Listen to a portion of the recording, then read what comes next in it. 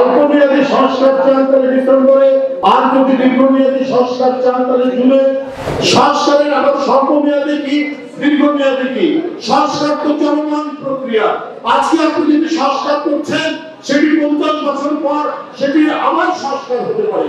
যেই 16 বছর আমাদের অনেক ছেলে গুম হতে ধরেছে, গুম হয়েছে।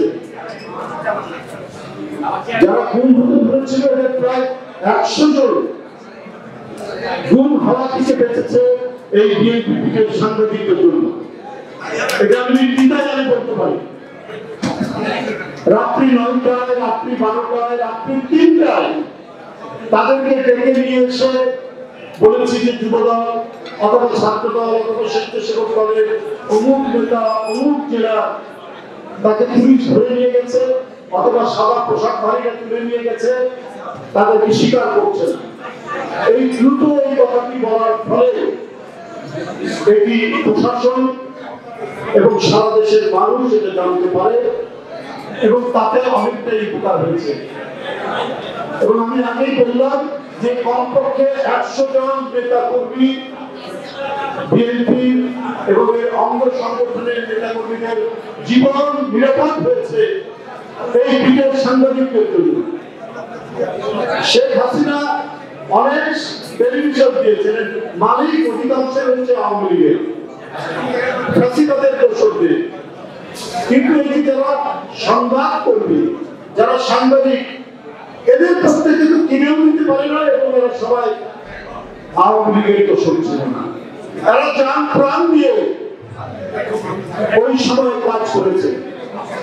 এখন আমি পার্টি অফিস থেকে হয়তো মেরেই ধরতো, রাত্রি 3:50 মই পেয়ে উঠে আমাকে গ্রেফতার করে নিয়ে যায়। সেদিন যদি সাংবাদিকরা নিজে উপস্থিত না থাকতো তাহলে হয়তো আমাদের চিরদিনের জন্য গুম করে দিত।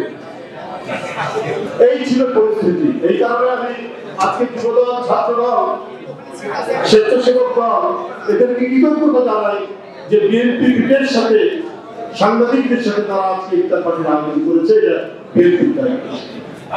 উপস্থিত বন্ধুরা, হ্যারি যে কথাটি বলেছে বা বকুল বলেছে যে আমাদের কাজ এখন শেষ হয়নি, এখনো কেন গড়ি বসি?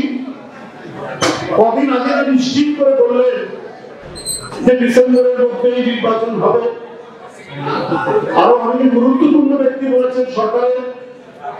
আবার আজকে খবরের কাগজে পড়লাম এটা জুনেও হতে পারে। সেখানে বলেছেন যে যদি স্বল্পমেয়াদী সংস্কার চান তাহলে ডিসেম্বরে, আর যদি দীর্ঘমেয়াদী সংস্কার চান তাহলে জুনে। এই কথাগুলো আপনার বলে সরকারের পক্ষ থেকে ধোঁয়াশা তৈরি করা হচ্ছে কেন? এটা আজকে জনগণের জিজ্ঞাসা। সংস্কারের আবার স্বল্পমেয়াদী কি দীর্ঘমেয়াদী কি? সংস্কার তো চলমান প্রক্রিয়া। আজকে আপনি যদি সংস্কার করছেন, সেটি 50 বছর পর সেটি আবার সংস্কার হতে পারে।